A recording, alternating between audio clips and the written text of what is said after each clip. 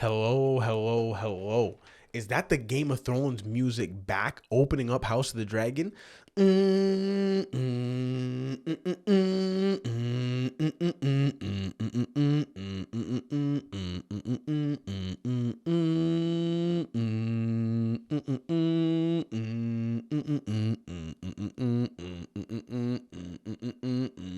Yo, let's go. Let's go. Honestly, like maybe I'm gonna come off as a Game of Thrones, House of the Dragon stan, but honestly, maybe I am. Like I mentioned in my episode 1 review, I am a OG Game of Thrones watcher. Was on Game of Thrones before it became the pop culture phenomenon that it is today. So I really do love and appreciate this show, the storytelling, the characters, just this world, the world of Westeros, and yeah, I love this world, and I'm excited and yeah, man, I'm just excited to be back in this world of Westeros and be covering these episodes. So before I get into my review of episode 2, I'm just gonna do a little bit of house cleaning. I know I haven't posted in a bit. I was supposed to do a reaction video. I've been trying out some stuff. There's some people that have been commenting that and asking if I'm gonna be doing like reactions to episodes. Honestly, I tried, and to tell you the truth, because it's just me right now editing and kind of doing all this stuff, I'm having a hard time kind of balancing doing the reaction videos because they obviously take longer to edit and stuff, and then obviously like keeping up with all these shows coming up, and coming up soon. Lord of the Rings dropping this week when I post this, so there's just going to be a lot of episodes and TV shows and news stuff going on that I'm going to want to kind of keep up on. So I think reviews for now, and personally, honestly, doing reviews is probably something that I like doing more. Like I like going and just really taking in and fully digesting whatever the episode that I'm watching, and then thinking about it a bit, and then coming and doing my review and my breakdown for it, as opposed to kind of in the moment reactions.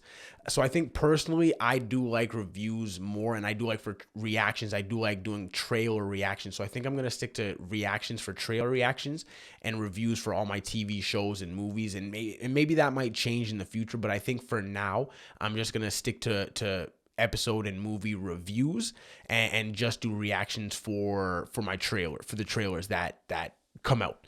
So like I said, a little bit of house cleaning, and sorry I haven't posted in a couple days. Obviously I was dealing with the She-Hulk episode 2 reaction, which was giving me a hard time, struggling to find some footage, and then I was just having some other trouble with some back end kind of technical stuff with programs and stuff that I use for the channel. But I'm hoping that I'm kind of somewhat up and running again, so that's why I'm back doing this episode, getting a little bit of house cleaning out there. So now that the house cleaning is done, let's get back into House of the Dragon episode 2. And I just got to start off by saying, honestly, like there may be people maybe hesitant and reluctant to go back to the show because of the way Game of Thrones ended. And you know what I mean? They're wondering, like, they're probably thinking to themselves, like, why get back into this world? I know where it goes. Like, I know how it ends with Bran being king at the end. Like, why get back into it? Honestly, trust me, get back into this shit. This shit is, even though you know where it goes, obviously down the line, like in the 172 years when we know Game of Thrones, all like that timeline takes, or that stuff in the timeline takes place. But this show is honestly like amazing. It's giving me really, really classic Game of Thrones season 1, season 2 vibes, which to me are some of the best TV to have ever been on TV. Like that's how amazing some of those early seasons of the Game of Thrones really, really are. Storytelling, character, like some strong TV. So this is really giving me some good throwback vibes to those strong seasons. And not only that, I want to start off with just like how amazing this show absolutely looks. Like this show is gorgeous from, and I'm not even getting into which I'll get into again, this is a spoiler review. So, and I will get into the big effects at the end of the episode. But for now, I honestly just want to talk about the sets that they have designed with regards to when they're having like their council meetings. There was a scene where Otto Hightower and Rhaenyra were just in the sept paying like honoring their mothers, and just the shot that they had of that looked absolutely gorgeous. Like, this show just looks really, really, really, really good. And you could just see that the years of the, technology, CG, obviously a little bit more money, have been kind to Game of Thrones, because it absolutely looks amazing. So I just want to start there and get that out of the way.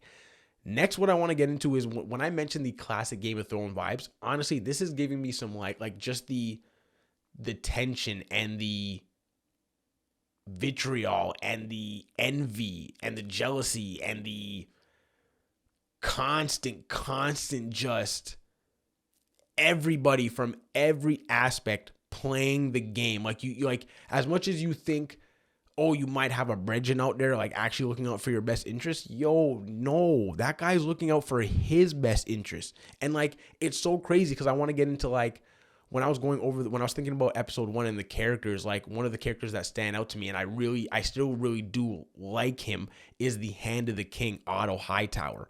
And even him, like, even though he seems like really kind and gentle, like on the surface, but when you actually see how he's playing, yo, that man's playing the game too. Like, yo, that man is seriously giving me some serious Tywin Lannister vibes. You know what I mean? Getting Cersei to go, marry Robert Baratheon and get his, like, give me some serious Tywin Lannister vibes, right? Like, which is one of my favorite characters in Game of Thrones. Obviously, when Tyrion killed him, it was a serious father-son moment. Great moment in Game of Thrones. But yeah, getting some serious Tywin Lannister vibes from Otto Hightower, and it's just really showing that even someone that does I think does have most of the king's best interests in mind, you could still see that at the end of the day, there's still some things that he's trying to get done. Because in this episode, we see that Lord Corlius, I think it's Corlius, Valerian, basically offers his daughter to the king, so they could strengthen the realm, strengthen the throne, their bloodlines. They have his daughter has some Targaryen blood in them. The house Valerian is supposed to be like one of the wealthiest and strongest houses, so it would just really solidify the throne and the realm. And obviously, we see from his end, he's playing the game that end, from that way. And it just seems, a lot of Tywin Lannister, Cersei, Cersei Lannister, go do your thing, right?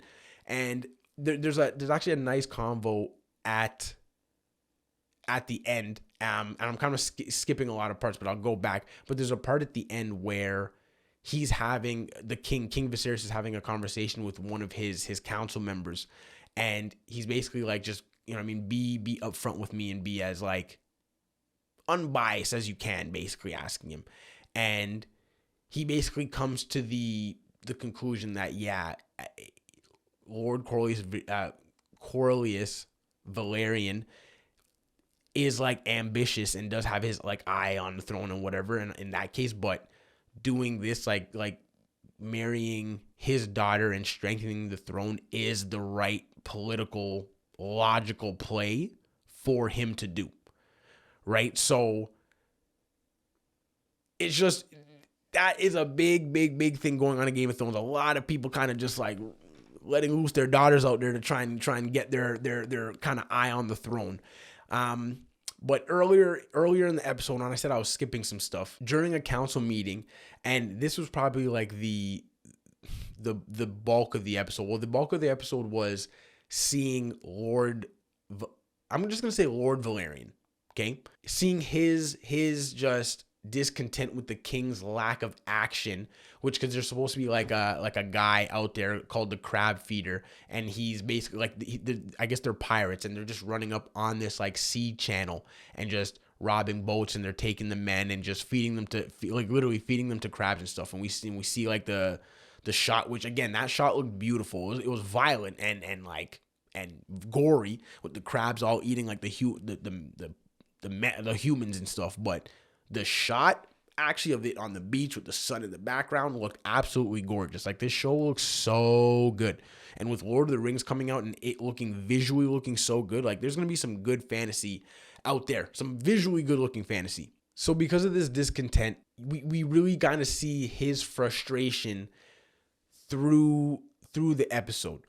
And there's also a time like in the episode where it's announced that Daemon, because again, we don't see Daemon a lot in this episode, which again, not was surprising, but because he was really prominent in episode 1, and it really seemed like he was going to be a prominent figure in just like the show, and it really seemed like a lot of the audience gravitated to him, but he wasn't really present in this episode. But when he was in this episode, his presence was really felt. So like during the episode, it basically, while they're having a council meeting, it's reported that Daemon actually took one of the eggs in order for like for his own kid, right? He basically announced that he's having a child, which we find out later in the episode wasn't true, but he was basically just doing it to kind of like just stir waters and test up some stuff, right? So he ends up taking an egg. And we see Rhaenyra ask, like, which egg was it? And we go to find out that it was the egg that she chose for the younger brother that ended up passing, that obviously passed away with the mom. So that makes her upset, and it makes the king upset. So at that point, that's when he basically he's like, I'm going to go to Dragonstone with some men and go collect the egg. And we see Otto Hightower basically be like, Daemon's, like it's unsure what he could do, so you never know, like, you're not gonna go, I'm gonna go, just to make sure. So we see Otto Hightower go with 20 men to Dragonstone, and we obviously are familiar with this location because we see it at the end of Game of Thrones when Daenerys and Jon Snow are there. We see like the same kind of similar shot where the dragon flies over like the long wall where they're standing. Absolutely gorgeous. That entire shot, which I was actually reading recently, the shot of Dragonstone was filmed on the Mandalorian stagecraft set, and it looked absolutely gorgeous. Like the way that it kind of peeked in through the clouds, and then when it became daytime, and it just the way, and like, can we talk about the dragons now that I'm at this part? Can we talk about the dragons? I knew and I called it. There was barely gonna be any dragons, and I feel like as the story progresses, we'll see more and more and more use of the dragons. But when the dragons are used, they're really used in minor ways, and they're really just, it's like they're barely even there, but it's just a nice little touch to the episode to kind of remind the audience that, don't worry, like, yeah, we got this long talking, which, again, like, this is one of the few shows that there's so much long talking, but you're always here for the long talking. And again, season 1 and season 2 of Game of Thrones is some of the best, and there's so much long talking in those seasons, and it's great. So it's just like this episode and these last 2 episodes, it's like there's a lot of long talking and layering and stuff just going on, and a lot of stuff being set up, but then they'll just, right at the end, they'll tease you with, don't worry, we got these dragons too for y'all to look at that look absolutely amazing. And the way the 2 dragons, one was like on top of the mountaintop, one was sitting on top of the wall, when we see obviously Otto Hightower and the men roll up on Daemon trying to get the egg, and they kind of threaten the wife. The wife doesn't even recall, you know what I mean? The wife doesn't even realize that he told everyone that she's pregnant, which we find out was, like I said, wasn't true. But because like they were about to kind of like go to battle, we see the red dragon, his dragon, just come over the mountaintop, and then Otto Hightower's like, yo, put your swords away. You know what I mean? Obviously, we're not dealing with that. We see Rhaenyra just kind of fly through the clouds with her dragon over the wall, which absolutely looked gorgeous. Like the shot of just like the clouds kind of parting ways as like the dragon was coming looked absolutely amazing. So we just see this convo between her and Daemon, like a private conversation in like their language, and just seeing that their relationship, it's like they're close, because it's weird. Like, and a point that I forgot to mention, this episode actually takes place 6 months after the last episode. So it's been a big time jump. So that's why there's like relationship changes, like the daughter's not really like Rhaenyra's not really speaking to Viserys because like he didn't really comfort her after the mom died. So there's a big time jump, right? So we just see that when Daemon's talking to Rhaenyra, that obviously from episode 1, they do have like a closeness, and they do have like an understanding, right? Because she comes to him and she's like, I'm the one that's basically standing in the way of you being on the throne, so you could kill me right here, right? And he's like, you know what I mean? Obviously he's like, I'm not like in like, you know, he's not gonna do it, because we see like the affection and the kind of love that he has for her which was evident in episode 1. So as much as there is kind of like this tension in this beef, they both know that they're like really close, and they do have that relationship between them.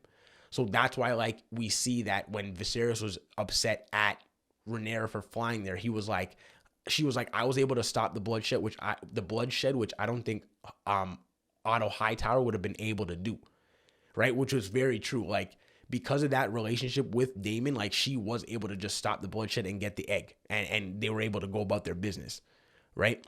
So then they kind of settle that stuff, and obviously we're going to see more tension and more beef in between the family, more civil war between the family. But as the episode ends, we see another high council meeting, and we see Viserys basically be like, I've chosen to remarry, and I've picked a wife. And we see Lord Corlys Velaryon kind of like sit up like this, like, yes, makes sense. I'm about to get my direct line to the throne. And he basically ends up naming Otto Hightower's daughter, Alicent Hightower, as his, like, he's going to be his new wife. And we see Otto Hightower just look over at the man and just give the man a nod, which kills me, because it's just like, again, you think he's so nice and so thing, but showing that, even he's playing for the throne, and every single person in this show is trying to go for the throne in some kind of way, which is why it's such an amazing show.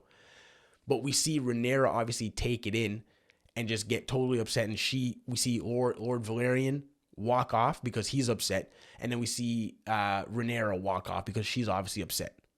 But then the episode actually ends with Lord Corlys Velaryon talking to Daemon, because he's just like, my house is powerful. Like, I'm not trying to see my house fall and collapse because the king isn't taking any action, right? And he's like, my house is too powerful to just let this happen, and yeah, it could be a big deal if this goes unchecked. So he goes to Daemon, basically being like, I've always respected you for how you've moved and whatever. And we kind of did see that in episode 1, where he was backing him a little bit, like telling him, yeah, he does have a right claim to the throne. And he was kind of for Daemon a bit. So this isn't really surprising that he kind of did turn to him.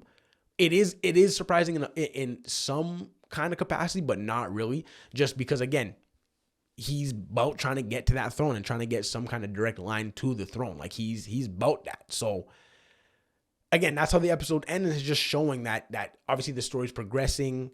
We're getting more looks into who the characters are, all the characters are in the show, and their motives, and what they're willing to do to get the throne, and how important they find the throne. Whereas, like, that guy that King Viserys was talking to about being unbiased, like, again, like, I could be wrong, but that guy seemed like he wasn't too keen to try and get the throne. And I'm wrong, and I could be wrong, because everybody's trying to get the throne, but like, maybe his level of trying to get the throne isn't the same as Daemon's or Lord Velaryon's. You know what I mean? So everybody's trying to get the throne, and we're just getting better looks into who all the characters actually are and their true motives.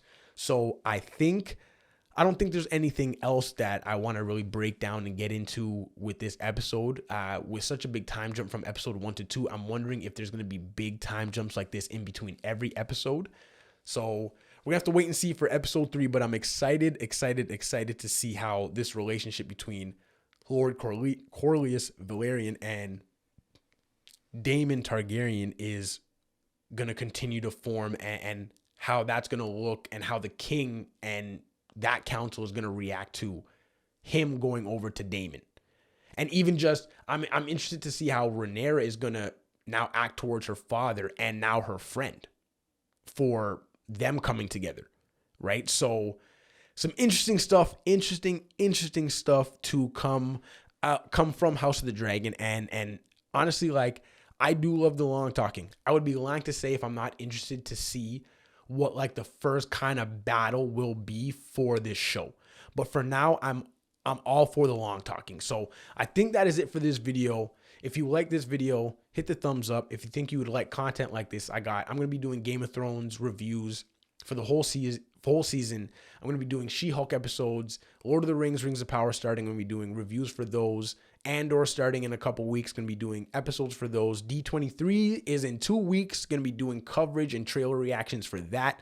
So if you think you'd be interested in content like that, subscribe to the Brandon Correia Network. You will not regret it. I promise you. I promise you. So let me know in the comments what you thought about House of the Dragon episode 2. What were some of your favorite parts and what you're looking forward to for next episode and for the rest of the season. Thank you for watching. Catch you next time.